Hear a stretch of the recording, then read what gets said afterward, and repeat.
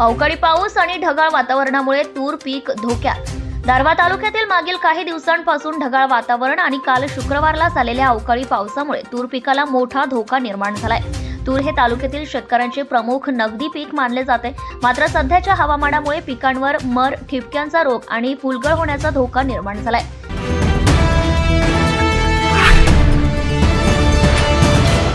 गज चोरणारे 2 चोरटे जेरबंद. 7 नोव्हेंबरच्या पहाटे 6 वाजताच्या दरम्यान संभाजीनगर येथील गजानन महाराज मंदिर परिसराच्या मागे राहत असलेल्या फिर्यादी सतीश भगवानराव जयस्वाल यांच्या मालकीच्या बांधकाम होत असलेल्या जागेवरील काम साहित्य गज केवळ 1200 रुपयाचे साहित्य चोरून नेताना संभाजीनगर येथील 2 तरुण आढळले आहेत.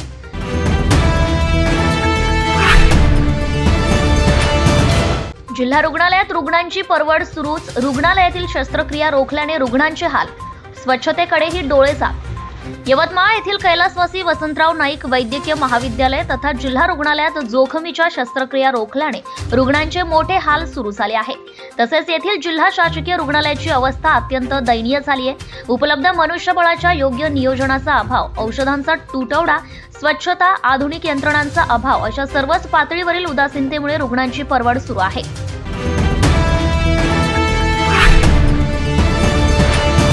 विवाहितेचा विनयभंग प्रकरणी आरोपी विरुद्ध गुन्हा दाखल. घरासमोर भांडी घासत असताना वाईट हेतूने महिलेचा हात पकडून ओढत असताना महिलेने आरडाओरड केल्यानंतर पळून गेलेल्या आरोपी विरुद्ध दराटी पोलीस स्टेशनला पीडित विवाहितेने दिलेल्या तक्रारीवरून पोलिसांनी आरोपी सुखदेव गणपत राठोड वय 40 वर्ष याच्या विरुद्ध विनयभंगाचा गुन्हा दाखल केलाय.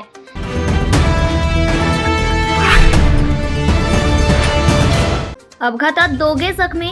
पांढऱ्या रंगाच्या मालवाहू बोलेरोच्या धडकेत दोघे जखमी झाल्याची घटना घडली आहे. या प्रकरणी सुरेश श्रावण ढोंगे वय 55 वर्ष व श्रावण विष्णू पिल्लारे हे दुचाकीने जात असताना पांढऱ्या रंगाच्या मालवाहू बोलेरो चालकाने वाहन भरधाव वेगाने व निष्काळजीपणे चालवून दुचाकीला धडक दिल्याने हा अपघात होऊन दोघे गंभीर जखमी झाले आहे.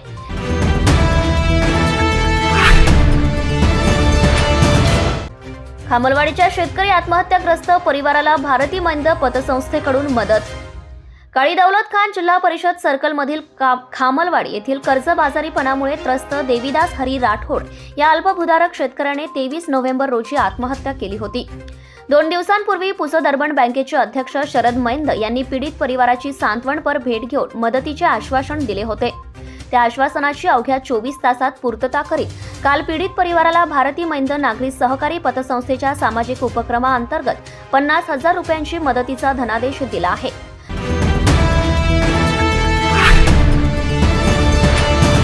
वातावरणातील बदलाचा शेत पिकांवर परिणाम. मागील 8 दिवसांपासून नैसर्गिक वातावरणात बदल झाला असून चालू असलेली कडाक्याची थंडी गायब झाली आहे.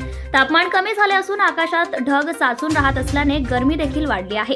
आकाशात असलेल्या ढगाळ वातावरणाचा तूर पिकांच्या फुलोऱ्यावर व शेंगावर परिणाम होत असल्याची माहिती शेतकरी देत आहे. शेंगावर अळी जोर करीत आहे. तूर सोबतच शेतातील पालेभाज्या जसे की पालक, मेथी व अन्य पालेभाज्यांवर ढगाळ वातावरणाचा परिणाम होताना दिसत आहे.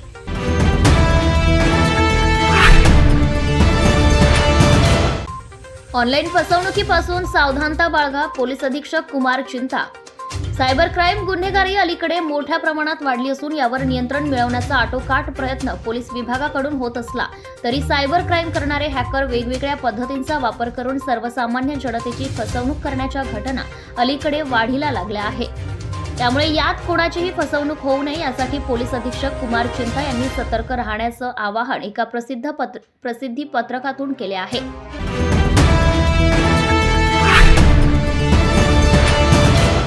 घरासमोरून गाय लंपास.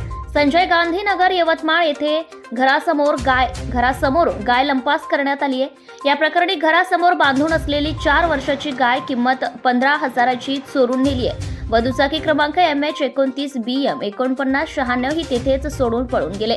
या प्रकरणी सौ शोभा दौलत येवले यांच्या तक्रारीवरून अज्ञात चोरट्याविरुद्ध गुन्हा नोंद केलाय.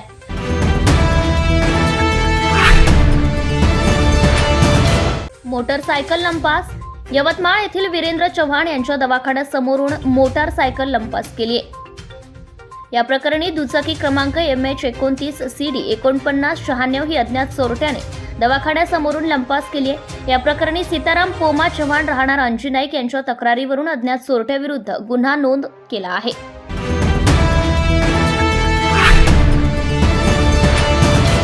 सोन्याचे दागिने लंपास। संभाजी चौक प्रभाग क्रमांक 13 येथे सोन्याचे दागिने लंपास करण्यात आले। या प्रकरणी बाहेरगावी गेली असता अज्ञात चोरट्यांनी बंद घराचे कुलूप कोंडा तोडून आत प्रवेश करून नगदी 1000 व सोन्याचे दागिने असा एकूण 1,55,000 रुपये चोरून नेले। या प्रकरणी सुशीलबाई उत्तमराव गावंडे यांच्या तक्रारीवरून अज्ञात चोरट्याविरुद्ध गुन्हा नोंद केलाय।